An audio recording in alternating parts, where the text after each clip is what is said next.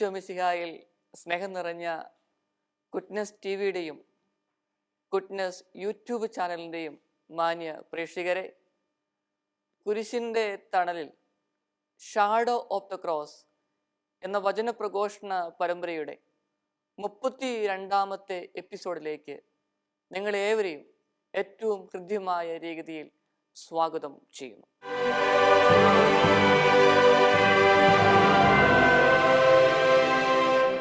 1995 വിശുദ്ധനായ John Paul രണ്ടാമൻ മാർപ്പാപ്പ അമേരിക്കയിലെ ബൾട്ടിമോർ എന്ന സ്ഥലത്ത് സെന്റ് മേരീസ് സെമിനാരി സന്ദർശിക്കുവാനായി പോയി.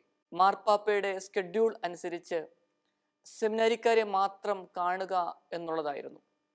ആയതിനാൽ മാർപ്പാപ്പ ചെന്ന അവസരത്തിൽ സെമിനാരിക്കാരൊക്കെ പറഞ്ഞതനുസരിച്ച് അവിടെ പ്രസന്റ് ആയിരുന്നു. അവരെയെല്ലാം കണ്ട് നർമ്മ സംഭാഷണം നടത്തിയതിന് ശേഷം മാർപ്പാപ്പ ഒരു ആഗ്രഹം പറഞ്ഞു. സെമിനാരിയിലെ ചാപ്പലിലെ ദിവ്യകാരുണ്യ സന്നിധിയിലിരുന്ന് അല്പസമയം മാർപ്പാപ്പയ്ക്ക് പ്രാർത്ഥിക്കണമെന്ന്. സെക്യൂരിറ്റി ഇതുമായിട്ട് ബന്ധപ്പെട്ട പ്രിക്കോഷൻസ് ഒന്നും അവരെടുത്തിട്ടില്ല. കാരണം മാർപ്പാപ്പ ചെല്ലാനിടയുള്ള എല്ലാ സാഹചര്യങ്ങളും സ്ഥലങ്ങളിലും അവർക്ക് മുന്നോടിയായി സെക്യൂരിറ്റി ചെക്കപ്പ് വേണ്ടതാണ്. പെട്ടെന്ന് തന്നെ അവർ ഹൈലി ട്രെയിൻഡ് ആയിട്ടുള്ള ഡോഗിനെ കൊണ്ട് ആ സ്ഥലങ്ങളെല്ലാം പരിശോധിച്ചു. അങ്ങനെ ഇരിക്കുന്ന സമയത്ത് അത് ഒരു സ്ഥലത്ത് പോയി ശാന്തമായി ഇരുന്ന് അവിടെ നിന്ന് എഴുന്നേറ്റ് വരുവാനായിട്ട് തയ്യാറാകുന്നില്ല. ഇങ്ങനെയുള്ള ഡോഗുകളുടെ പ്രത്യേകത എന്ന് പറയുന്നത് മനുഷ്യ സാന്നിധ്യം മനസ്സിലാക്കിയാൽ ഒന്നെങ്കിൽ ശക്തമായ രീതിയിൽ കുരയ്ക്കും, അല്ല എങ്കിൽ നിശബ്ദമായി അവിടെ ഇരിക്കും. അങ്ങനെയാണ് ചെയ്യുന്നത്. എന്നാൽ ഈ ഹൈലി ട്രെയിൻഡ് ആയിട്ടുള്ള ഈ ഡോഗ് ഇത് നിശബ്ദമായി അവിടെ ഇരിക്കുകയാണ് ചെയ്യുന്നത്. സെക്യൂരിറ്റി ഗാർഡുകൾ ചെന്നു അതിനെ അവിടുന്ന് പിന്തിരിപ്പിച്ച് പിറകോട്ട് കൊണ്ടുവരാനായിട്ട് ശ്രമിച്ചു. പക്ഷേ അവിടെ തന്നെ അത് ഇരിപ്പുറപ്പിച്ചു. ഈ സെക്യൂരിറ്റി ഗാർഡുകൾ അവിടെയെല്ലാം ഒന്ന് പരിശോധിച്ചു. എവിടെയെങ്കിലും മനുഷ്യ സാന്നിധ്യമുണ്ടോ, ആരെങ്കിലും അതിക്രമിച്ച് അവിടെ കയറിയിട്ടുണ്ടോ എന്ന് പരിശോധിച്ച് നോക്കി. അവർക്കൊന്നും കാണുവാനായി സാധിച്ചില്ല. മാർപ്പാപ്പ ചാപ്പലിലേക്ക് പ്രവേശിച്ചു. ദിവ്യകാരുണ്യ സന്നിധിയിലിരുന്ന് പ്രാർത്ഥിക്കുവാനായി തുടങ്ങി. അപ്പോഴാണ് അവരുടെ ശ്രദ്ധയിൽപ്പെട്ടത് ഈ ഹൈലി ട്രെയിൻഡ് ആയിട്ടുള്ള ഡോഗും ഇരുന്നത് വിശുദ്ധ കുർബാനയുടെ മുൻപിലാണ്. കാരണം വിശുദ്ധ കുർബാനയിൽ ഒരു മാനുഷിക സാന്നിധ്യം ഈ ഡോഗിനും അനുഭവിച്ചറിയുവാനായിട്ട് സാധിച്ചു. അതുകൊണ്ടാണ് അത് അവിടെ നിശബ്ദമായി കുറേ നേരം സ്പെൻഡ് ചെയ്തത്. പ്രിയപ്പെട്ടവരെ, ഇത് വലിയൊരു അത്ഭുതമായി ഇപ്പോഴും ലോകത്തിൽ കണക്കാക്കുന്നുണ്ട്. മാർപ്പാപ്പയോട് ചേർന്ന് വന്നവര്, ആ ഡോഗിനെ ട്രെയിൻ ചെയ്ത പോലീസ് ഉദ്യോഗസ്ഥന്മാര്, അവരുടെയൊക്കെ ജീവിതങ്ങളിൽ വലിയൊരു വഴിത്തിരിവായി അത്ഭുതം. കാരണം നമ്മളൊക്കെ വിശ്വസിക്കുന്നുണ്ട്, നമ്മുടെയൊക്കെ ജീവിതങ്ങളിൽ അനുഭവിച്ചറിയുന്നുണ്ട് ദൈവിക സാന്നിധ്യത്തെക്കുറിച്ച്. എന്നാൽ ജീവിതത്തിൻ്റെ മുമ്പോട്ടുള്ള പ്രയാണത്തിൽ ചിലപ്പോൾ ജീവിതത്തിന് നമ്മളൊക്കെ ഉദ്ദേശിക്കുന്നതിനേക്കാൾ സ്പീഡ് കൂടുമ്പോൾ ഇവയൊക്കെ ഒന്ന് മറക്കുവാനുള്ള ഒരു പ്രവണത സ്വാഭാവികമാണ്. അതുമല്ലെങ്കിൽ ഒരേ കാര്യങ്ങൾ നിത്യവും ചെയ്തു പോകുന്നു, ആഴങ്ങളിലേക്ക് അനുഭവിച്ചറിയുവാനായിട്ട് പറ്റുന്നില്ല എങ്കിൽ ഇതൊക്കെ ഒരു ഭക്ത അഭ്യാസനമായി മാത്രം പോകുന്ന ഒരു സ്ഥിതിവിശേഷത്തിലേക്ക് മാറാറുണ്ട്. സ്നേഹമുള്ളവരെ, ഞാനീ പറഞ്ഞ സംഭവം ഒരുപക്ഷെ നിങ്ങളുടെയൊക്കെ ജീവിതങ്ങളിൽ ഇതിനു മുൻപും കേട്ടിട്ടുണ്ടാവാം. എന്നാൽ ഈ വലിയ ആഴ്ചയിൽ ഈശോയെക്കുറിച്ച്, ഈശോയുടെ പീഡാനുഭവ ഉത്ഥാനത്തെക്കുറിച്ച് നമ്മൾ പ്രാർത്ഥിക്കുകയാണ്. വളരെ പ്രത്യേകമായി പെസഹ വ്യാഴാഴ്ച ഈശോ വിശുദ്ധ കുർബാന സ്ഥാപിച്ചു. ആ വിശുദ്ധ കുർബാനയുടെ മുൻപിൽ പെസഹ വ്യാഴാഴ്ചത്തെ രാവിലത്തെ കർമ്മങ്ങളെല്ലാം കഴിഞ്ഞ് നമ്മിൽ പലരും അനേകം മണിക്കൂറുകൾ അല്ലെങ്കിൽ കുറച്ചു സമയമെങ്കിലും വിശുദ്ധ കുർബാനയുടെ മുമ്പിലിരുന്ന് പ്രാർത്ഥിക്കുവാനായിട്ട് തയ്യാറാകണം. കാരണം ജീവിതത്തിൽ നമുക്കൊക്കെ വേദനകളും ബുദ്ധിമുട്ടുകളും ഒക്കെ ഉണ്ടാകുമ്പം നമ്മുടെയൊക്കെ പ്രിയപ്പെട്ട കൂട്ടുകാരൻ അല്ലെങ്കിൽ കൂട്ടുകാരി നമ്മുടെ അടുക്കൽ വന്നാൽ നമ്മൾ എന്ത് ചെയ്യും? നമ്മുടെ വേദനകളും വിഴുപ്പ് ഭാണ്ഡങ്ങളും ദുഃഖങ്ങളുമെല്ലാം അവരുടെ അടുത്ത് പങ്കുവയ്ക്കും. പ്രിയപ്പെട്ടവരെ, എന്നാൽ നമ്മളെ മനസ്സിലാക്കുമെന്ന് വിചാരിക്കുന്ന വ്യക്തികളെക്കാൾ കൂടുതലായി നമ്മളെ മനസ്സിലാക്കാൻ, നമ്മെ സ്നേഹിക്കുവാനുള്ള ഒരു തമ്പുരാനാണ് വിശുദ്ധ കുർബാനയിൽ സന്നിഹിതനായിരിക്കുന്നത്. അപ്പത്തിന്റെ രൂപത്തിൽ മാനുഷിക ദൃഷ്ടിയിൽ നോക്കിയാൽ വെറും ഒരു ഗോതമ്പ് അപ്പം. എന്നാൽ ഈശോയുടെ സ്നേഹം എത്ര വലുതാണെന്ന് നിങ്ങൾക്കറിയാമോ? ഇത്രമാത്രം ചെറുതായി മനുഷ്യനെ നേടുവാനായി ഈശോ കാണിക്കുന്ന സ്നേഹം, കാരുണ്യം എത്രമാത്രമാണെന്ന് നമ്മൾക്കറിയുവാൻ പറ്റുന്നുണ്ടോ? ഈ പെസഹ വ്യാഴാഴ്ച ഈശോയിലേക്ക് കൂടുതൽ അടുത്തു വരുവാനും ദൈവത്തിങ്കിലേക്ക് തിരിയുവാനും തന്ന നന്മകൾക്ക് നന്ദി പറയുവാൻ, ജീവിതത്തില് ഒറ്റപ്പെട്ടു പോകുന്ന നിമിഷങ്ങളിൽ, തകർന്ന് തരിപ്പണമായി എന്ന് വിചാരിക്കുന്ന നിമിഷങ്ങളിൽ സ്നേഹമുള്ളൊരു വലിയ ഊർജവും ശക്തിയും പ്രദാനം ചെയ്യുന്നത് വിശുദ്ധ കുർബാനയാണ്. സുവിശേഷത്തിൽ രക്തസ്രാവക്കാരി സ്ത്രീയുടെ സംഭവം നമ്മൾ വായിക്കുന്നുണ്ട്, ധ്യാനിക്കുന്നുണ്ട്. ഈ രക്തസ്രാവക്കാരി സ്ത്രീയുടെ സംഭവം വായിച്ച് ധ്യാനിക്കുമ്പോൾ മനസ്സിലാക്കാൻ പറ്റും ഇവരുടെ വിശ്വാസത്തിന്റെ ആഴം, ദൃഢത. നമുക്കറിയാം, 12 വർഷമായി ഈ വേദനയിലൂടെ, തീരാ ദുഃഖത്തിലൂടെ ഈ മകൾ കടന്നു പോകുകയായിരുന്നു. പല വൈദ്യന്മാരുടെ അടുക്കലും അവൾ പോയി. അവൾക്ക് ശാശ്വതമായ ഒരു പരിഹാരവും ലഭിച്ചില്ല. ചുരുക്കത്തിൽ വൈദ്യന്മാരൊക്കെ ഉപേക്ഷിക്കുന്ന ഒരു സ്ഥിതിവിശേഷം. ഈ അവസരത്തിലാണ് ഈശോയെക്കുറിച്ച് ഇവൾ കേൾക്കുന്നത്. അത്ഭുതങ്ങൾ ധാരാളം ഈശോ കാണിക്കുന്നുണ്ട്. ഒത്തിരി വ്യക്തികൾക്ക് ഹീലിംഗ്, സൗഖ്യം ലഭിക്കുന്നുണ്ട്. ജന്മനാ അന്ധനായ മനുഷ്യൻ കാണുന്നുണ്ട്. മുടന്തനായ മനുഷ്യർ, തളർവാദ രോഗം ബാധിച്ച മനുഷ്യർ എഴുന്നേറ്റ് നടക്കുന്നുണ്ട്. അന്നു വേണ്ടുന്ന അപ്പത്തിന് വകയില്ലാത്ത വ്യക്തികളുടെ മുമ്പിൽ കാരുണ്യമായിട്ടും സ്നേഹമായും ഈശോ പ്രത്യക്ഷപ്പെടുന്നുണ്ട്. ഇവളതെല്ലാം കേട്ടു, മനസ്സിൽ സംഗ്രഹിച്ചു. അവൾ വിശ്വസിച്ചു, ഹൃദയത്തിന്റെ ഉള്ളിൽ വിശ്വസിച്ചു, എൻ്റെ ഈശോയുടെ വസ്ത്രത്തിൽ ഒന്ന് സ്പർശിച്ചാൽ മാത്രം മതി, ഞാൻ സുഖം പ്രാപിക്കുമെന്ന്. അങ്ങനെയാണ് തിക്കിത്തിരക്കുന്ന ജനക്കൂട്ടത്തെയും ശിഷ്യഗണങ്ങളെയും ഒക്കെ അതിജീവിച്ചുകൊണ്ട് ഇവൾ ഈശോയുടെ സന്നിധിയിൽ എത്തുകയാണ്. ഈശോയോട് ചോദിക്കാനുള്ള ധൈര്യമില്ല. അവളുടെ ഒരു വിശ്വാസം എന്ന് പറയുന്നത് ഒന്ന് സ്പർശിച്ചാൽ മാത്രം സുഖം പ്രാപിക്കുമെന്ന ചിന്ത. പ്രിയപ്പെട്ടവരെ, വലിയ വിശ്വാസത്തോടെ, ആഴമേറിയ വിശ്വാസത്തോടെ അവൾ ഈശോയുടെ വസ്ത്രത്തെ സ്പർശിച്ചു. അവൾക്ക് സൗഖ്യം കിട്ടി. ഇനി എൻ്റെയും നിങ്ങളുടെയും ഒക്കെ ജീവിതങ്ങളിലേക്കൊന്ന് തിരിച്ചു വരാം. ഞാനും നിങ്ങളുമൊക്കെ വിശുദ്ധ കുർബാനയിൽ ഈശോ സന്നിഹിതനാണെന്ന് പൂർണ്ണമായി വിശ്വസിക്കുന്നു. ഒരുപക്ഷെ നാവില് അല്ലെങ്കിൽ നമ്മുടെ കരങ്ങളില് ഈശോയെ സ്വീകരിക്കുന്നുണ്ട്.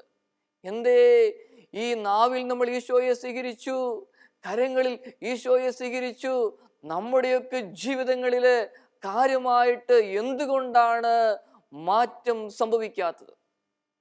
ഈ ഒരു ചോദ്യം ഇന്ന് നമ്മുടെ മനസ്സിലുണ്ടാവണം. എന്നെ കേൾക്കുന്ന പ്രിയപ്പെട്ട സഹോദരങ്ങളെ, ഒരുപക്ഷെ നിങ്ങളുടെയൊക്കെ ജീവിതങ്ങളിൽ അത്ഭുതങ്ങൾ ഉണ്ടായിട്ടുണ്ട്, മാറ്റങ്ങൾ ഉണ്ടായിട്ടുണ്ട്, അടയാളങ്ങൾ ഉണ്ടായിട്ടുണ്ട്. ഞാൻ അംഗീകരിക്കുന്നു, നന്ദി പറയുന്നു.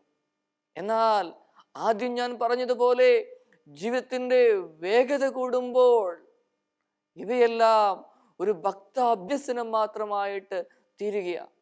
എന്തുകൊണ്ടാ ചിലപ്പോൾ ഒന്നും കാര്യമായി നമ്മുടെ ഹൃദയങ്ങളിലേക്ക് ഇറങ്ങാത്തത്? സോഷ്യൽ സ്റ്റാറ്റസ് കീപ്പ് ചെയ്യാനായി ഒരുപക്ഷെ വിശുദ്ധ കുർബാന സ്വീകരിക്കുന്നവരുണ്ട്. കുടുംബത്തിലുള്ളവരെ പ്രീതിപ്പെടുത്തുവാനായി കുർബാന സ്വീകരിക്കുന്നവരുണ്ട്. അല്ലെങ്കിൽ ഏതെങ്കിലും പ്രധാനപ്പെട്ട ചടങ്ങുകളിൽ മറ്റുള്ളവരെ കാണിക്കുവാനായിട്ട് കുർബാന സ്വീകരിക്കുന്നവരുണ്ട്. പ്രിയപ്പെട്ടവരെ, ഈ വിശുദ്ധ കുർബാന സ്വീകരണം എന്ന് പറയുന്നത് മറ്റുള്ളവരെ കാണിക്കുവാൻ വേണ്ടിയിട്ടുള്ള ഒരു ചടങ്ങല്ല, മറിച്ച് എൻ്റെ നാഥനുമായി എൻ്റെ ഹൃദയ ഐക്യം, അടുപ്പം എത്രമാത്രമുണ്ട്, അതിൻ്റെ അടിസ്ഥാനത്തിൽ മാത്രം ഈശോയെ സ്വീകരിച്ചെങ്കിൽ മാത്രമേ ജീവിതത്തിൽ മാറ്റങ്ങൾ വരികയുള്ളൂ. അല്ലെങ്കിൽ നമ്മുടെയൊക്കെ ശിക്ഷാവിധിയും മരണവുമാണ് നാം ഏറ്റുവാങ്ങുന്നത്. വിശുദ്ധ പൗലോസ് അപ്പോസ്തലൻ കോറിന്തോസുകാർക്ക് എഴുതിയ ഒന്നാമത്തെ ലേഖനത്തില് 11-ാമത്തെ അധ്യായത്തിലെ 27 മുതൽ 30 വരെയുള്ള വചനങ്ങൾ നമുക്ക് വലിയ പ്രതീക്ഷയും അതോടൊപ്പം തന്നെ ഈശോയെ എങ്ങനെയാണ് സ്വീകരിക്കേണ്ടത് എന്നതിനെ കുറിച്ചും ഉത്ബോധിപ്പിക്കുന്നുണ്ട്. 11-ാമത്തെ അധ്യായത്തിലെ 27-ാമത്തെ വചനം പറയുന്നത് ഇപ്രകാരമാണ്: അയോഗ്യതയോടുകൂടെ ആരെങ്കിലും കർത്താവിന്റെ അപ്പം ഭക്ഷിക്കുകയും പാത്രത്തിൽ നിന്ന് പാനം ചെയ്യുകയും ചെയ്താൽ അവൻ കർത്താവിന്റെ ശരീരത്തിനും രക്തത്തിനുമെതിരായി തെറ്റ് ചെയ്യുന്നു എന്ന്. 28-ാമത്തെ വചനവും ഇപ്രകാരം പറയുന്നു: അതിനാൽ ഓരോരുത്തരും ആത്മശോധന ചെയ്തതിനു ശേഷമേ ഈ അപ്പം ഭക്ഷിക്കുകയും പാനപാത്രത്തിൽ നിന്ന് സ്വീകരിക്കുകയും ചെയ്യാവുള്ളൂ എന്ന്. സ്നേഹമുള്ളവരെ, അതിനാൽ ഓരോരുത്തരും ആത്മശോധന ചെയ്യണം. എനിക്കറിയാം, ഈ നോമ്പിന്റെ കാലഘട്ടങ്ങളിൽ മിക്ക പള്ളികളിലും ധ്യാനമുണ്ടായിരുന്നു. നമ്മുടെയൊക്കെ പ്രിയപ്പെട്ട ഇടവക വൈദികര് കുമ്പസാരിക്കാനുള്ള അവസരങ്ങളുമൊക്കെ ഒരുക്കി തന്നിരുന്നു. ധാരാളം വ്യക്തികള് ആത്മാർത്ഥമായി ഉള്ളുരുകി കുമ്പസാരിച്ചിട്ടുണ്ട്. സ്നേഹമുള്ളവരെ, എന്നാൽ മറുവശത്ത് ആത്മാർത്ഥതയില്ലാതെ ആരെങ്കിലുമൊക്കെ ഇന്ന് കാണിക്കുവാനായിട്ട്, ചടങ്ങ് കഴിക്കുവാനായിട്ട് കുമ്പസാരമെന്ന് നടത്തിയാൽ അവിടെയാ വലിയ പ്രയാസമുണ്ടാവുക. എന്നാൽ നല്ലൊരു കുമ്പസാരം നടത്തി ആത്മശോധന ചെയ്തതിനു ശേഷം ഈശോയെ സ്വീകരിക്കുമ്പം അവിടെ വലിയ അത്ഭുതങ്ങള്, വലിയ വ്യത്യാസങ്ങള് ഓരോ മനുഷ്യ മനസ്സിലേക്കും ഹൃദയത്തിലും ഉണ്ടാകുന്നു. 11-ാമത്തെ അധ്യായത്തിലെ 29-ാമത്തെ വചനം പറയുന്നത് ഇപ്രകാരമാണ്: ശരീരത്തെ വിവേചിച്ചറിയാതെ ഭക്ഷിക്കുകയും പാനം ചെയ്യുകയും ചെയ്യുന്നവൻ അവന്റെ തന്നെ ശിക്ഷാവിധിയാണ് സ്വീകരിക്കുന്നത് എന്ന്. ഇനി അടുത്ത വചനം പറയുന്നത് ഇപ്രകാരമാണ്: നിങ്ങളിൽ പലരും രോഗികളും ദുർബലരും ചിലർ മരിച്ചുപോയതിനും കാരണം ഇതാണ് എന്ന്.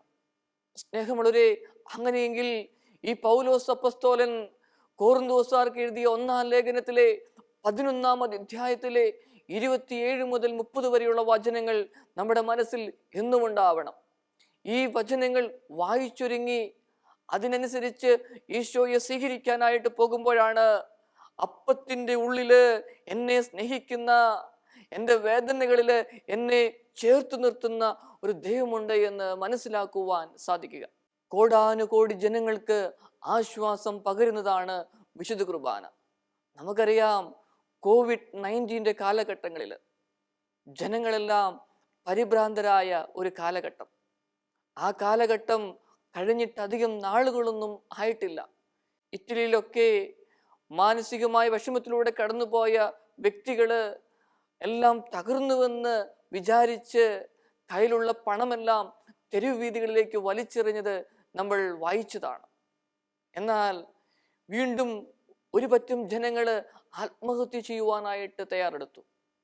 അമേരിക്കയിലൊക്കെ തോക്ക് വിൽക്കുവാൻ അതിൻ്റെ ആവശ്യം കൂടി ധാരാളം വ്യക്തികള് തോക്കുകളൊക്കെ മേടിച്ചു കൂട്ടി ആത്മഹത്യ ചെയ്യുവാനായിട്ട്. കുറച്ചു പേരൊക്കെ കടലിൽ ചാടി ജീവനൊടുക്കി. എന്നാൽ മറുവശത്ത് ദൈവത്തോട് ചേർന്ന് നിന്ന ഒരു പറ്റം വ്യക്തികളുണ്ട്. സ്നേഹമുള്ളവരെ, ഒരുപക്ഷെ നിങ്ങളൊക്കെ വായിച്ചിട്ടുണ്ടാവാം, അമേരിക്കയില് ഒഹായോ എന്ന് പറയുന്ന ഒരു സംസ്ഥാനമുണ്ട്. ആ സംസ്ഥാനത്തില് ക്ലീവ്ലൻഡ് എന്ന് പറയുന്ന ഒരു രൂപതയുണ്ട്. വലിയ ക്രിസ്തീയ സമൂഹമുണ്ട് ആ രൂപതയിൽ. അവര് തങ്ങളുടെ പ്രിയപ്പെട്ട വികാരി അച്ഛൻ്റെ അടുക്കലും ബിഷപ്പിന്റെ അടുക്കലും ഒരു അപേക്ഷ കൊടുത്തു. ഈ സമയത്ത് ലോക്ക്ഡൗൺ ആണ്, പള്ളികളെല്ലാം അടച്ചിട്ടിരിക്കുന്ന സമയം. എന്നാൽ അവർ കൊടുത്ത അപേക്ഷ ഇപ്രകാരമാണ്: ഞങ്ങൾക്ക് പള്ളിയൊന്ന് തുറന്നു തരണം, ഞങ്ങൾക്ക് യേശുവിൻ്റെ മുമ്പിലിരുന്ന് പ്രാർത്ഥിക്കണമെന്ന്. അവരുടെയൊക്കെ അപേക്ഷ കേട്ട് പള്ളികൾ തുറന്നു. പ്രോട്ടോക്കോളൊക്കെ പാലിച്ചുകൊണ്ട് തന്നെ പള്ളികളുടെ വലിപ്പമനുസരിച്ച് 10, 20, 30, 50 പേര് ഓരോ മണിക്കൂറിലും പ്രാർത്ഥിച്ച് ഇറങ്ങിപ്പോയി. അവര് പള്ളിയിലേക്ക് കയറുന്നു, ദൈവിക സാന്നിധ്യം അനുഭവിച്ചറിയുന്നു. മുന്നിലുള്ള കാര്യങ്ങൾ ആർക്കും ഒന്നും പറയുവാൻ സാധിക്കുന്നില്ല. ആ ദുഃഖങ്ങളും നൊമ്പരങ്ങളും പ്രിയപ്പെട്ടവരെ കുറിച്ചുള്ള ചിന്തകളും അവയെല്ലാം സമർപ്പിച്ചുകൊണ്ട് അവരിറങ്ങിപ്പോവുകയാണ്. അപ്പോൾ പതുക്കെ പതുക്കെ അവരുടെ മനസ്സിൽ സന്തോഷം കൊണ്ട് നിറയുകയാണ്, ആത്മീയ നിർവൃതി കൊണ്ട് നിറയുകയാണ് ചെയ്യുന്നത്. അങ്ങനെയെങ്കിൽ സ്നേഹമുള്ളവരെ, ജീവിതത്തില് ചില കാര്യങ്ങളൊക്കെ നമുക്കാർക്കും ആരോടും പറയുവാൻ പറ്റില്ല. പറഞ്ഞാലൊട്ട് ആർക്കും മനസ്സിലാക്കാനും സാധിക്കില്ല. ഈ അവസരത്തില് എന്നെ അറിയുന്ന ഒരു ദൈവമുണ്ട് എന്ന് വിചാരിച്ച് ആ ദൈവത്തിന്റെ അടുക്കിലേക്ക് പോകുമ്പോൾ അവിടെയാണ് മാറ്റങ്ങൾ സംഭവിക്കുക. സ്നേഹമുള്ളവരെ, അയോഗ്യതയോടുകൂടെ ഈശോയെ സ്വീകരിക്കുമ്പോൾ ചില കാര്യങ്ങൾ സംഭവിക്കുന്നുണ്ട്. നമുക്കറിയാം മഴവെള്ളം ശുദ്ധമാണ് എന്ന്. എൻ്റെ വീട് മലബാറിലാണ്. ചെറുപ്പകാലത്ത് സ്കൂളൊക്കെ വിട്ടു വന്നതിന് ശേഷം കളികളെല്ലാം കഴിഞ്ഞ് ചില സമയത്ത് അപ്പോഴാണ് ശക്തിയേറിയ മഴ പെയ്യുക. ഞാൻ പതുക്കെ എൻ്റെ കയ്യിൽ മഴവെള്ളം ഇങ്ങനെ പിടിച്ച് കുടിക്കുവാനായിട്ട് ശ്രമിക്കും. അപ്പോൾ അമ്മ പറയും അങ്ങനെ ചെയ്യരുത് എന്ന്. കാരണം കളിയെല്ലാം കഴിഞ്ഞ് ഈ കൈയെല്ലാം ചെളി പുരണ്ടിരിക്കുന്ന സമയമാണ്. ഈ ചെളിയോടുകൂടെ ഈ വെള്ളം ഞാൻ സ്വീകരിക്കുകയാണ്. അങ്ങനെ അത് കുടിച്ചു കഴിഞ്ഞാൽ എൻ്റെ ആരോഗ്യത്തിന് അത് ഹാനികരമായിട്ട് മാറും. എന്നാൽ കുറച്ച് നാളുകൾ കഴിഞ്ഞ് സെമിനാരിയിലൊക്കെ ചേർന്നു, പിന്നെ അവധിക്ക് വീട്ടിലെത്തുന്നു, അപ്പോഴും ഈ മഴ പെയ്യുന്നു. ആ ഇരിക്കുന്ന അവസരത്തിൽ ഞാൻ ഈ വെള്ളം പതുക്കെ കൈക്കുമ്പിളിൽ ശേഖരിക്കുവാനായിട്ട് ശ്രമിക്കുന്നു. അപ്പോൾ നോക്കുമ്പം ഈ വെള്ളത്തിന് വലിയൊരു തെളിമ അനുഭവപ്പെടുന്നു. നമ്മുടെയൊക്കെ ഹൃദയം, മനസ്സ് ശുദ്ധമാണെങ്കിൽ നമ്മൾ ഈശോയെ സ്വീകരിക്കുമ്പോൾ അതുപോലുള്ള കാര്യങ്ങളായിരിക്കും ഉണ്ടാവുക. വലിയ അസ്വസ്ഥതയോടെ പാപഭാരത്തോടു കൂടെ ഈശോയെ സ്വീകരിക്കുമ്പം ഈ ചെളി നിറഞ്ഞ വെള്ളം ഞാൻ കുടിക്കുന്ന അവസ്ഥ, അതാണ് ഞാൻ പറഞ്ഞത്. എന്നാൽ വലിയ വിശുദ്ധിയോടെ, ആത്മീയ നിർവൃതിയോടെ ഞാൻ ഈശോയെ സ്വീകരിക്കുമ്പോൾ എൻ്റെ ജീവിതത്തിൽ, നമ്മുടെ എല്ലാവരുടെയും ജീവിതങ്ങളിൽ മാറ്റം സംഭവിക്കുകയാണ് ചെയ്യുന്നത്. വിശുദ്ധ കുർബാനയെക്കുറിച്ചുള്ള അത്ഭുതങ്ങൾ ധാരാളം നിങ്ങൾ വായിച്ചിട്ടുണ്ട്, കേട്ടിട്ടുണ്ട്. അതിൽ പ്രധാനപ്പെട്ട ഒരു അത്ഭുതമാണ് AD 750 ഇറ്റലിയിൽ സംഭവിച്ച ഒരു അത്ഭുതം. നിങ്ങളുടെയൊക്കെ വിശ്വാസ ജീവിതത്തെ, വിശ്വാസത്തെ ആഴപ്പെടുത്തുവാൻ, പ്രത്യേകിച്ച് പെസഹാ തിരുനാളിന് ഒരുങ്ങുന്ന ദിവസത്തിൽ ഈശോയിലേക്ക് കൂടുതൽ അടുത്തു വരുവാൻ ഈ അത്ഭുതം, ഈ സാക്ഷ്യം ഉപകരിക്കുമെന്ന് ഞാൻ വിശ്വസിക്കുന്നു. സെയിന്റ് ലഗാൻസിയാനോ ദേവാലയത്തിൽ ബലി അർപ്പിച്ചുകൊണ്ടിരുന്നപ്പോൾ ആ വൈദികനുണ്ടായ ഒരു സംശയം, ഈ അപ്പത്തിൽ ഈശോയുടെ സാന്നിധ്യമുണ്ടോ, ഇത് ഈശോയുടെ തിരക്തമായിട്ട് മാറുന്നുണ്ടോ എന്ന ഒരു ആശയക്കുഴപ്പത്തിലായിരുന്നു ഈ വൈദികൻ. അങ്ങനെ ഇരിക്കെ കോൺസിക്രേഷന്റെ ഭാഗങ്ങളും പ്രാർത്ഥനകളുമെല്ലാം കഴിഞ്ഞപ്പോൾ അദ്ദേഹം അനുഭവിച്ചറിഞ്ഞത് ഈ ഗോതമ്പപ്പം ഈശോയുടെ മാംസമായി മാറുന്ന ഒരു കാഴ്ച. ഇനി ഈ വൈൻ ഈശോയുടെ തിരക്തമായി മാറുന്ന ഒരു കാഴ്ച. ഈ കാഴ്ച ഈ വൈദികന്റെ ജീവിതം തന്നെ മാറ്റിമറിച്ചു. ഒത്തിരി വ്യക്തികളെ ഈശോയിലേക്ക് അടുപ്പിച്ചു. ഇനി ഏകദേശം 1000 വർഷങ്ങൾ കഴിഞ്ഞു. അതിനുശേഷം 1973 ഇതിനെക്കുറിച്ചൊരു പഠനം നടത്തുവാനായിട്ട് ഇറ്റലിയിലെ പ്രധാനപ്പെട്ട ഒരു ശാസ്ത്രജ്ഞൻ മുമ്പോട്ട് വന്നു. ഡോക്ടർ എഡ്ലാൻഡോ ലിനോയിൽ ആണ് വിശുദ്ധ കുർബാനയെക്കുറിച്ചുള്ള ഈ പഠനം നടത്തുവാനായിട്ട് മുമ്പോട്ട് വന്നത്. അദ്ദേഹം പരിശോധനയിൽ കണ്ടെത്തിയ പ്രധാനപ്പെട്ട ഭാഗങ്ങൾ ഇപ്രകാരമാണ്. ഈ കണ്ട മാംസം എന്ന് പറയുന്നത് മനുഷ്യ ഹൃദയ പേശിയുടെ ഹൃദയത്തിന്റെ അടുത്തുള്ള മാംസകഷ്ണമാണ്. രക്തം ശുദ്ധമായ AB രക്തഗ്രൂപ്പാണ്. ഇത്രയും നാളുകളായിട്ടും ഈ മാംസവും രക്തവും കേടുകൂടാതെ ഇരിക്കുന്നു, ഏകദേശം 1300 വർഷങ്ങളായിട്ട്. സ്നേഹമുള്ളവരെ, ഒരു വൈദികന്റെ ആശയക്കുഴപ്പം ആ വൈദികന് വലിയൊരു വിശ്വാസം കൊടുത്തു.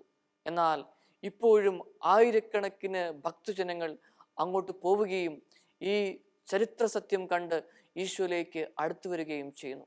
സ്നേഹമുള്ളവരെ, അങ്ങനെയെങ്കിൽ ഈ വലിയ ആഴ്ചയിൽ നമ്മുടെയൊക്കെ ജീവിതങ്ങളിലേക്ക് ഒന്ന് തിരിഞ്ഞു നോക്കാം. ദൈവം നമുക്ക് നൽകിയ അനുഗ്രഹങ്ങൾക്ക്, നന്മകൾക്ക് നന്ദി പറയാം. ആത്മശോധനയിലൂടെ, നല്ലൊരു കുമ്പസാരത്തിലൂടെ നമുക്ക് തിരിച്ചു വരാം. പെസഹാ തിരുനാളിന് ഒരുങ്ങാം. ഈശോയെ സ്വീകരിക്കുമ്പോൾ ഞാൻ സ്വീകരിക്കുന്നത് വെറും അപ്പക്കഷ്ണമല്ല, അത് എൻ്റെ ഈശോയുടെ ശരീരമാണ്. എൻ്റെ ഈശോയുമായി ഞാൻ താതാത്മ്യപ്പെടുന്നു. എൻ്റെ ജീവിതത്തിൽ ദുഃഖമുണ്ട്, വേദനയുണ്ട്, വിഷമമുണ്ട്. പക്ഷേ എൻ്റെ ജീവിതത്തിൽ, നമ്മുടെയൊക്കെ ജീവിതങ്ങളിൽ പ്രിയപ്പെട്ടവരെ, നമ്മൾ ഒറ്റയ്ക്കല്ല, നമ്മുടെ കൂടെ ജീവിക്കുന്നവനായ ദൈവമുണ്ട് എന്ന വലിയൊരു ബോധ്യമാണ്, പ്രതീക്ഷയാണ് നമുക്ക് ഈ ദിവസങ്ങൾ നൽകുന്നത്. നമുക്ക് പ്രാർത്ഥിക്കാം. ഈശോയെ, എന്നെ കേട്ടുകൊണ്ടിരിക്കുന്ന എല്ലാ വ്യക്തികളെയും കുടുംബങ്ങളെയും സമർപ്പിച്ച് പ്രാർത്ഥിക്കുന്നു. വിശുദ്ധ കുർബാനയിൽ അങ്ങ് സന്നിഹിതനാണെന്ന് ഞങ്ങൾ പൂർണ്ണമായി വിശ്വസിക്കുന്നു. നാഥ, ജീവിതത്തിൻ്റെ യാത്രയിൽ പലപ്പോഴും ഈ വിശ്വാസം നഷ്ടപ്പെട്ടു പോകുന്ന അവസരങ്ങൾ ഉണ്ടാകാറുണ്ട്. നാഥ, വലിയ ആഴമേറിയ വിശ്വാസത്തിലേക്ക് ഞങ്ങളെ നയിക്കണമേ. പ്രിയപ്പെട്ടവരെ, നിങ്ങളെല്ലാവരെയും ഈശോ അനുഗ്രഹിക്കട്ടെ. നമ്മുടെ കർത്താവ് ഈശോ മിശിഹായുടെ കൃപയും പിതാവായ ദൈവത്തിൻ്റെ സ്നേഹവും പരിശുദ്ധാത്മാവിൻ്റെ സഹവാസവും നിങ്ങളെല്ലാവരോടും കൂടി ഉണ്ടായിരിക്കട്ടെ, ഇപ്പോഴും എപ്പോഴും എന്നേക്കും. ആമേൻ.